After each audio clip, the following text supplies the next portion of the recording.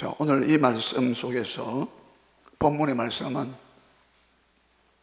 제목을 여러분 좀 볼펜 있는 분들 좀 적으시면 좋겠습니다. 적으시면 하나님이 세우시고 지키시고 복 주시는 가정. 하나님이 세우시고 그 다음에 또 지켜주시고 복 주시는 가정. 이렇게 제목을 정했습니다. 우리 한번 따라 하실까요? 한번 같이 한번 해봅시다. 하나님이 세우시고 지키시고 복 주시는 가정, 혹은 성도의 가정, 우리 가정 하면 되게 좋겠습니다.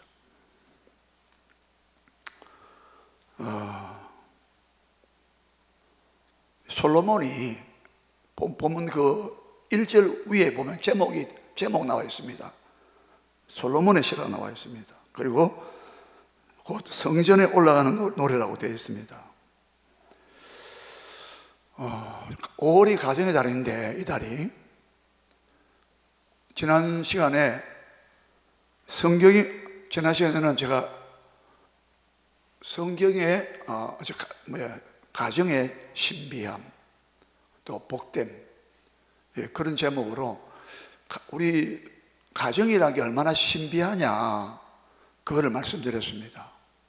세상 사람들은 가정이라면은 그렇게 신비할 것이 없고 오히려 서로 구속이 되고 마지못해서 평생 원수가 돼가지고 평생 왼수래, 왼수.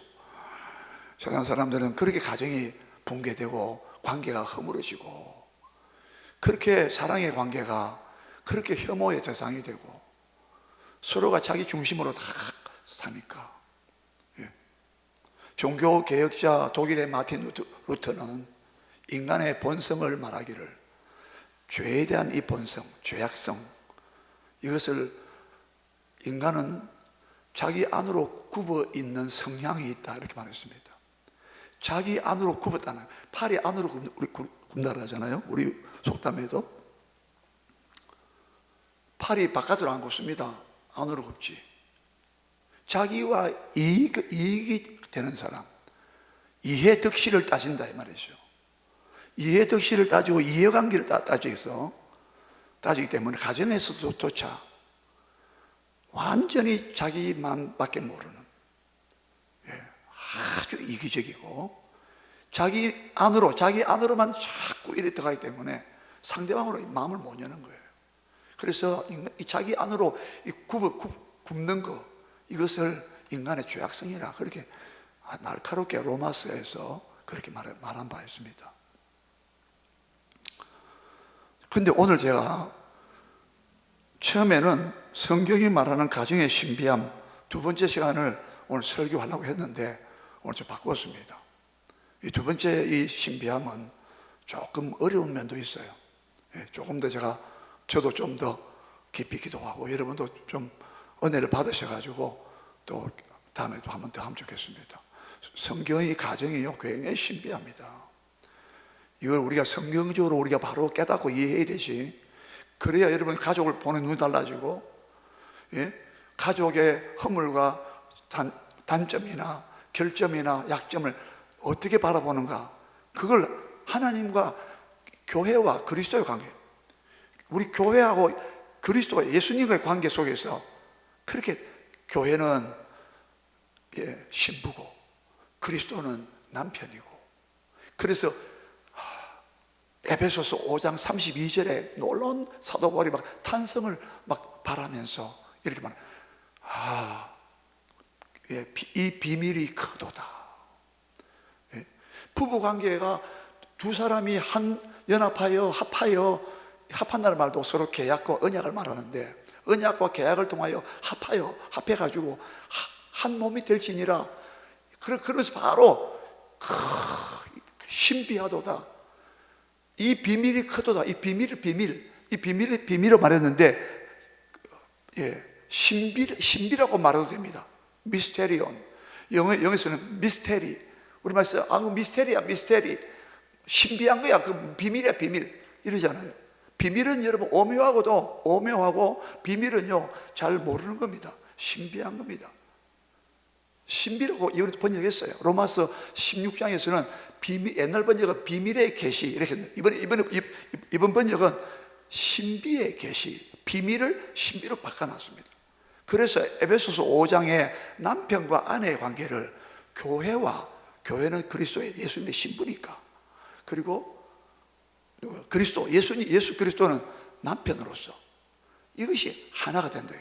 또 남편과 아내와 남편이 하나가 되듯이 교회와 그리스도가 하나가 된다.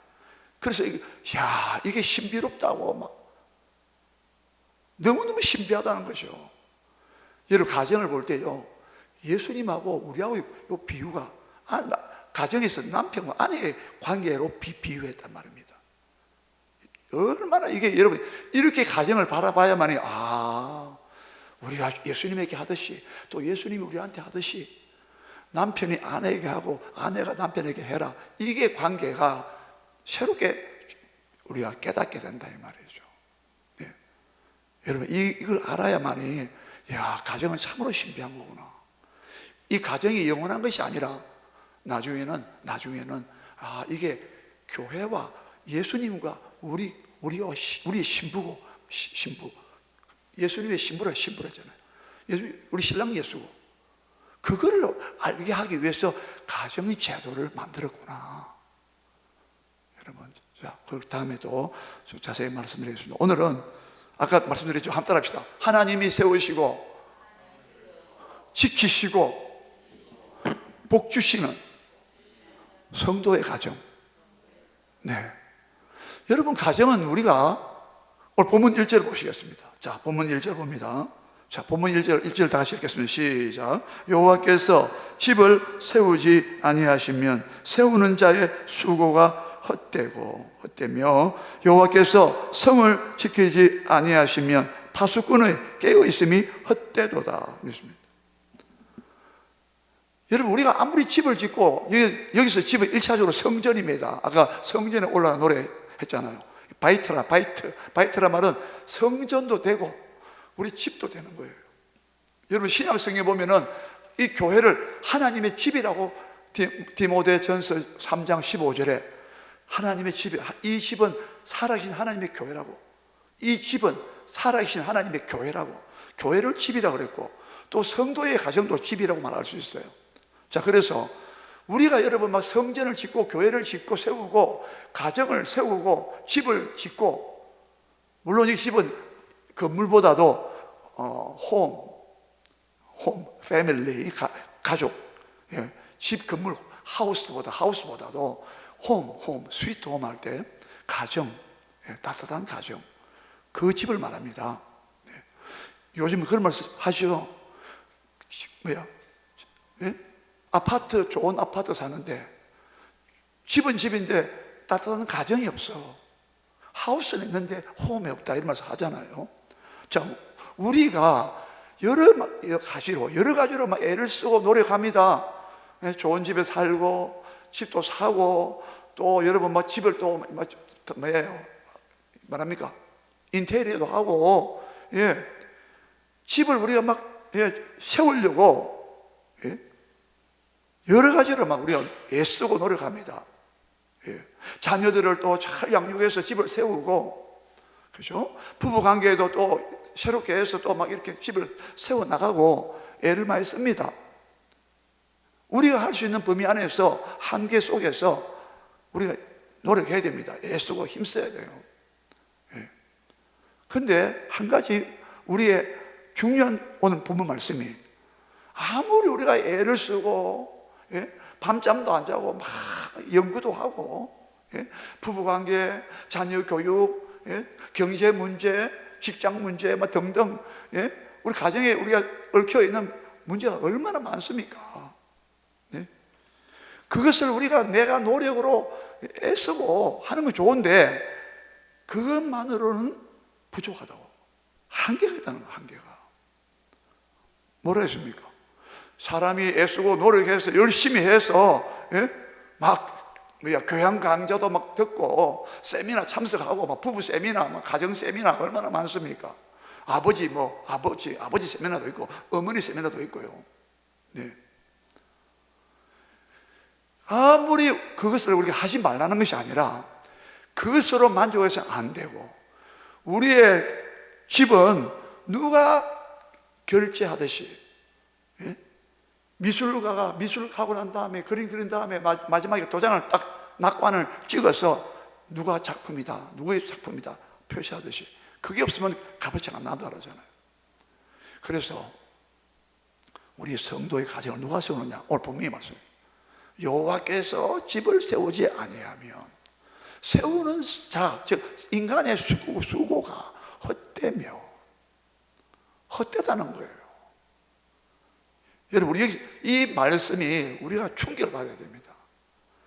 이게 비등비등하게, 그 사람의 노력도 필요하고 하나님의 도우심도 필요하지, 그게 50보지 100보 이런 식으로 하는 게 아니라, 하나님이 절대적으로 하나님께서 허락하시고 하나님이 도와주시고 하나님이 지켜주시고, 아까 얘기했죠, 하나님이 세우시고 하나님 지키시고 하나님이 복을 주셔야만이 완전한 온전한 진짜 아름답고도 복된 자녀도 되고 부부도 되고 가정이 완성이 된다 이 말입니다.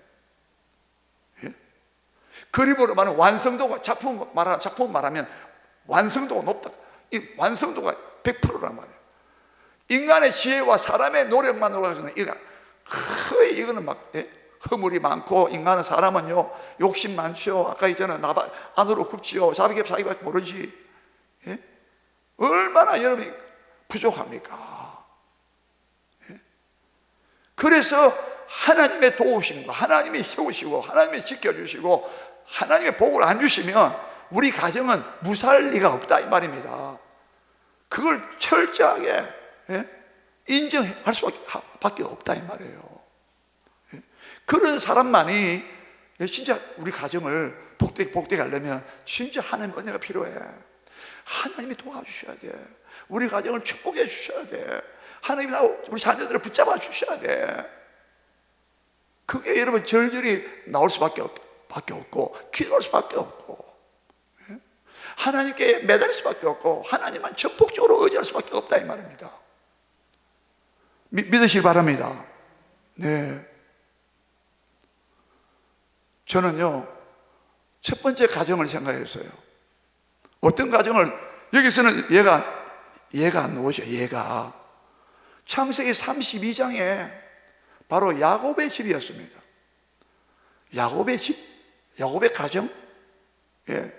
여러분 창세기 32장에 보면 절체절명의 위기를 맞은 가정이 바로 야곱의 가정이었습니다. 이사야서 48장 보면은 야곱의 집이여 이런 옵니다. 야곱의 집이여. 야곱의 집. 야곱의 집이 이스라엘의 12지파가 거기서 흘러나왔습니다. 태동됐어요. 야곱이 낳은 아들이 12명 아닙니까? 그렇죠? 근데 이 12아들이 몰살을 당할 지경에 됐어요. 이르렀어요. 겉으로 볼 때는 금이 환양이었습니다. 금이 환양. 정말 막 비싼 옷을 입고 고향으로 돌아오는 소, 양, 낙타 얼마나 많습니까? 재물도 많이 모았죠.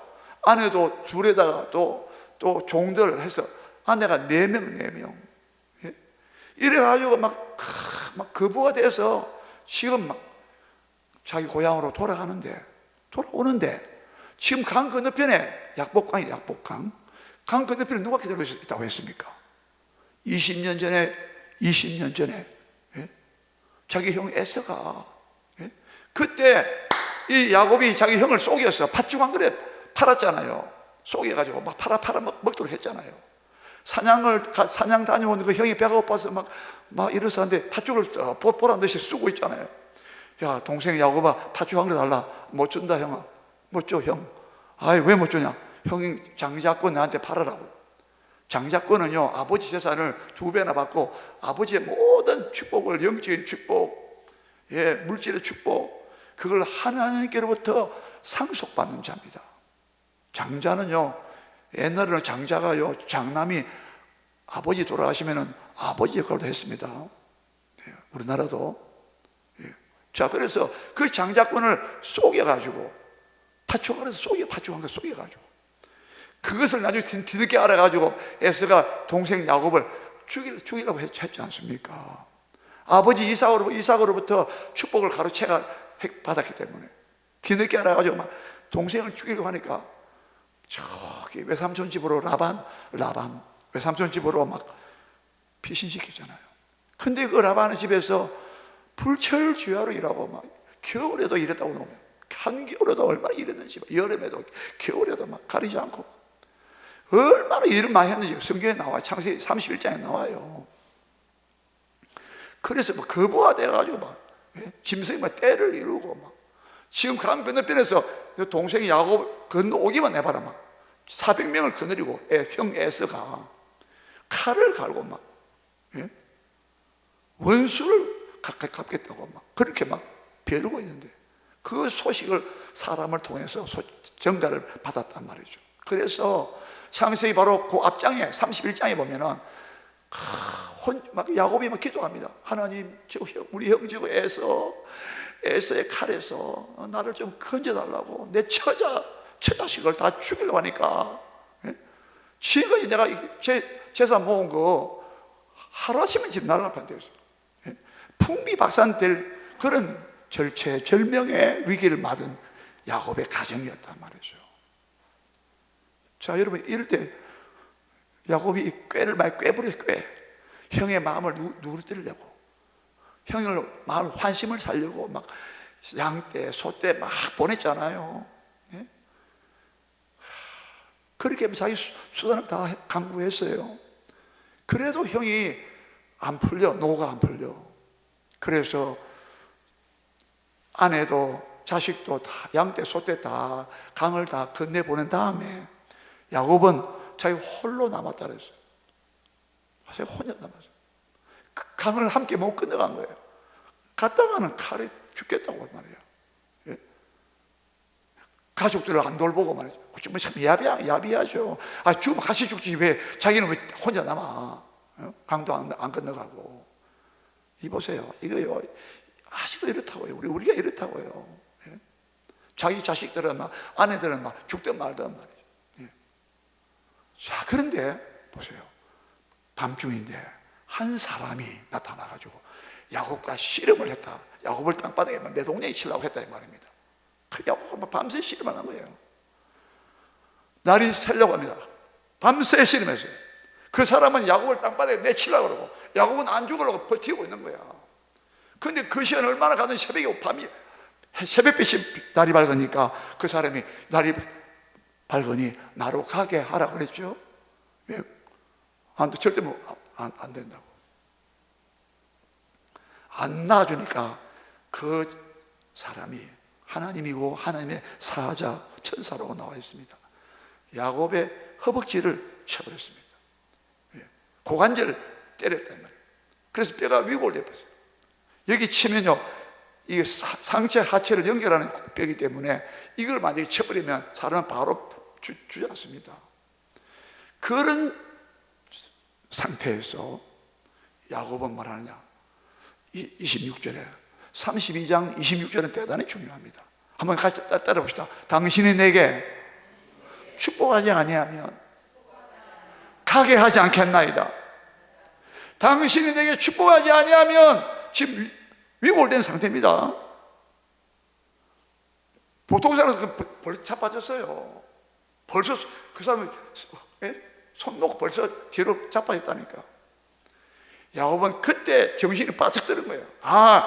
이분의 능력을 보니까 이분이 하나님의 사자구나.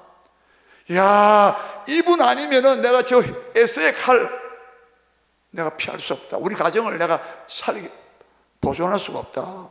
그래서 거기서 말이 당신이 내게 축복하지 아니하면 내가 결코, 이 말은 내가 없지만 결코 보낼 수가 없습니다. 끝까지 붙잡고 하나님 내게 축복하지 않으면 절대 나는 당신을 못 보냅니다. 자, 보세요. 여기서 야곱의 가정이 살아나야 되는 거예요. 왜냐? 네 이름이 뭐지? 저 야곱입니다. 너 이름 다시 야곱으로 부르지 마라. 이제는 너 이름을 새로운 이름 줄게. 이스라엘이라고 부르라. 이스라엘은 네가 하나님과 싸워서 이겼다 뜻이거든요. 하나님이 야곱에게 져준 거죠. 야곱이 하나님의 축복이 아니고서는 내 가정과 내 자녀를 못 지킨다. 지금까지 내가 거부가 되고 내 가정을, 내 대가족을 이뤘지만은 지금 에서의 칼에 한 방에 날아갈 판인데, 이게 지금 하나님이 내게 축복하지 않고 하나님이 지키지 않으시면 내 가정을 세워줄 수 없다는 것을 절실히 바로 그 순간에 깨달았기 때문에 그 입에서 고백이, 믿음의 기도가, 당신에게 축복하지 않으면 내가 결코 보낼 수 없다. 그래서 이름을 바꿔주면서 이는 이스라엘이에요. 이스라엘은요, 하나님께 절대로 도움을 구하고 하나님의 능력을, 하나님의 인도를 구해서 어떤 원수도, 어떤 절체절명의 위기 가운데서도 그것을 이기게 하시는, 하나님이 지켜주시고 하나님이 승리를 주시는, 이스라엘은요 승리자예요. 하나님의 아들이란 뜻도 있어요. 하나님의 아들. 예? 확실히 맞습니다. 맞지요? 하나님이 그때 안 찾아오셨으면, 그가 홀로 남아있는데 하나님의 사자가 오지 않았다면, 하나님이 그 상황에 개입하지 않았다면 야곱의 집은 끝났어요.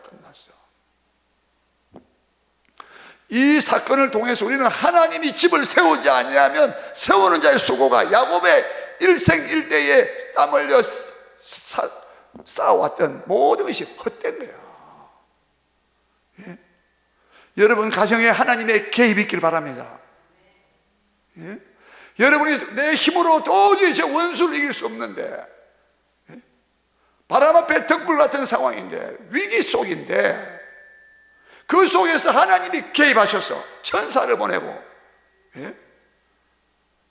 야곱에게 이름을 바꿔주면서 야곱의 그 처절한 자기 모습을 발견하면서, 나는 야곱입니다. 난 속인 자였습니다. 나는 거짓말자였습니다. 회개가 나오고 자기 모습을, 실상을 고백했다 이 말입니다. 예? 이 가정이 복된 가정이에요. 자기의 모습을, 자기의 추한 모습을 하나님 그대로 인정하면서, 예, 저 천사가 몰라서 물었습니까? 네 이름이 뭐냐? 몰라서 물었겠어요? 뻔히 알죠. 그러나 그 입으로 자백해라, 고백해라는 말입니다. 하나님, 나 속이는 자, 나 형의 밟고, 태어날 때부터 형의 뒤꿈치 잡고 나왔다 이 말입니다. 형 빨리 들어가, 내가 너 나가겠다고. 갈취자, 속이는 자, 이게 야곱의 본성이란 말이에요. 그런데 하나님은요, 이사야에서 보니까 야곱의 전능자의 말씀이라. 야곱의 집에 죄가 많아. 이스라엘 보고 야곱의 집이래. 야곱의 하나님이라고 막, 야곱의 전능자라고, 야곱의 하나님, 곧 전능자라고. 여러분, 야곱이란 것은요, 이름이 안 좋은 이름이지만, 속이는 자, 그런 갈취하고 막 이런 자지만, 그의 입에서 죄를 고백했을 때 하나님 이스라엘을 바꿔주면서 그 가정을 새롭게 하시고 이김을 주시고 승리를 주셨다 이 말입니다. 그 가정을 세워줬다 이 말이죠. 그래서 저는 이 야곱의 가정을, 저는 절체절명의 위기에서 하나님이 개입하셔서, 여러분, 하나님이 개입해서는 안 됩니다. 절대로. 여러분 가정에 하나님의 개입이 있기를 축원합니다. 하나님이 찾아오시기를 축원합니다. 그리고요, 호세아서 12장 4절에 이 사건을 두고 뭐라 했습니까? 호세아 선지자는 뭐라 했습니까? 그때 야곱은 울며 하나님께 간구했다라고 했어요. 여러분 가정이 세워지고 축복된 가정이 되려면 하나님 앞에서 울면서, 당신에게 축복하지 않으면 절대 보낼 수가 없습니다. 울며 하나님의 천사에게 간구했다는 거예요. 그래서 응답받았다고. 여러분 눈에 그런 눈물이 있어야 돼요. 야곱처럼 당신에게 축복하지 않으면 날 절대 당신은 가게 할 수 없다고 하는 이 절박하고 애절한, 간절한, 우리 편에서는 그런 기도가 있어야 된다는 거예요. 그런 가정이 하나님이 지켜주시고 세워주신 가정이 된다 이 말입니다. 할렐루야. 두 번째 가정은요, 야베스의 가정. 역대상 4장, 역대상 4장 9절 10절입니다. 야베스의 가정은요, 야베스는 유다 지파의 야베스 가문의 족장이 됩니다. 족장, 대표가 돼요, 그 가문에. 근데 야베스는요, 태어날 때 그 어머니가 아마 그 굉장히 그 산고의 고통이 많았는가 봅니다. 그래서 내가 자기 어머니가 이름을 지어주면서 너는 야베스다, 내가 네 낳을 때 내가 죽을 뻔했어. 고통, 수고로움, 이런 뜻입니다. 아마 아버지가 아마 죽은 것 같아요. 아마 유복자인지도 모릅니다. 뱃속에서 죽은지도 몰라요, 야베스가. 그래서 어머니가 그 이름을 야베스, 야베스, 야 고통스러운 놈, 사람아, 괴로움 덩어리야. 얼마나 이름이 안 좋습니까? 너는 내가 수고로 낳았다, 내가 죽을 뻔 하면서 낳았다. 근데 야베스가 어떤 자기 형제보다도 존귀한 자라고 했거든요. 9절에 보면, 4장 9절에. 왜? 야베스가 기도했어요. 야베스는 진짜 자기 형제보다도 더 어려운 가운데 처할 수밖에 그런 조건을 갖고 있었지만, 야베스가 하나님께, 이스라엘의 하나님께 기도하여 가로되 하나님이여 내게 복에 복을 더하사, 이번 번역은 좀 다르겠습니다. 옛날 번역이 더 좋습니다. 내게 복에 복을 더하사 나의 지경을 넓혀 주시고, 내 삶의 바운더리, 내 삶의 반경, 생활 반경, 나의 지경을 넓혀 달라고, 나의 영향력을 좀 넓혀 달라, 이 말입니다. 선한 영향력이죠. 그리고 주의 손이, 보세요, 주께서 내 복을 복에 더하사, 주란 말이고 주님 노죠. 또 주께서 나를 도우사 환난에 벗어나서 근심이 없게 하옵소서 하였더니 하나님께서 야베스의 기도를 들으시고 그것을 허락하셨더라. 그래서 결과가 뭡니까? 그 형제보다도 존귀한 자가 되었다. 여러분, 야베스의 가정은요, 고통 가운데서도 하나님이 지켜주시고 세우시고 복을 주심으로 말미암아 존귀한 가정이 된 대표적인 사례입니다. 여러분 가정도 어떤 고통이 있다 할지라도 하나님께 부르짖어 가로되 기도함으로 말미암아 여러분의 가정이 존귀한 가정이 되시기 바랍니다. 네. 마지막으로 욥의 가정입니다. 여러분 욥기서 아시죠? 욥기서 한번 읽어보세요. 얼마나 그 욥의 가정에 환난이 왔습니까? 욥의 가정은요, 그야말로 환난에 막, 예? 재산 다 잃고, 예? 짐승 다 죽고, 자식들도 다 죽고, 예? 10자식이 다 죽었어요. 심지어 자기 몸도 악창이 나서 자기 아내도 저주하고 자기 보고, 그런 가운데도 욥은 하나님을 찬송했습니다. 물론 나중에 뒤에 가면 좀 괴로움 속에서 하나님께 좀 항의도 있고 원망 불평도 나왔습니다만은, 그러나 그의 중심이 또 하나님을 찾았습니다. 여기 중간중간에 보면 욥이 신앙 고백이 나옵니다.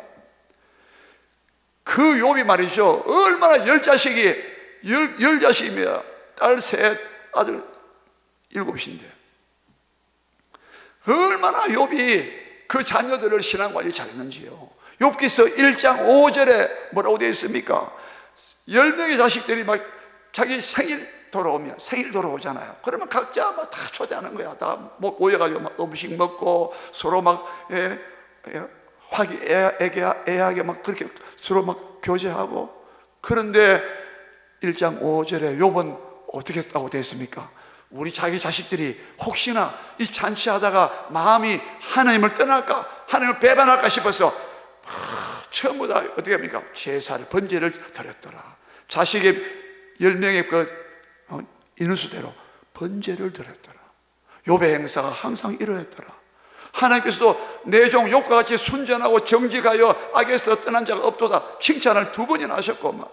근데 막 마귀가 시험했잖아요. 하나님, 욥의 가정에 이렇게 복 받고 10아들 주셨고 10자식 주셨고 재물 주시고 이 주신 것, 예? 저 산울가에 막 다 늘리듯이 복을 부어주신 것은 하나님의 복 주식 때문에 이 욥의 자녀와 욥 자신도 이렇게 신앙이 좋은 거 아닙니까? 한번 다 치보세요. 다 기도가 보세요. 그러면 아마 하나님을 면전에다가 대면하여 욕할 것인데요. 그래? 한번 기도가 봐라. 한번 다 죽여봐라. 다 쳐봐라. 재앙을 줘봐라. 그 혹독한 재앙이 왔는데 그 재앙을 다 이긴 다음에 욥기 마지막 42장 가면은 이렇게 되어 있습니다. 하나님이 욥의 말년에 모년에 갑절에 복을 주시고 배나 복을 주시고 욥의 모든 괴로운 곤경에서 돌이키시고 복에 얼마나 주인지, 특별히 욥의 딸 그 셋에 대해서는 이름도 다 밝히고요. 이게 뭐 또 자녀 또 10자녀 또 받고 140살까지 살면서 4대를 지나고, 여러분 환난에서 하나님이 지켜주신 가정이 바로 욥입니다. 특별히 자녀들을 위해서요 그렇게 애지중지하게 막 예배를 드려가면서 하나님이 그 모든 것을 기억하셨다가 마귀의 시험은 다 끝난 다음에 최고로 축복을 베푸는 가정입니다. 아무쪼록 여러분 가정이, 오늘 노아의 가정 말 못했는데 여러분 가정도 이런 하나님이 세우시는 가정, 지키시는 가정, 복 주시는 가정 되시기를 축원합니다. 기도하겠습니다. 하나님 아버지,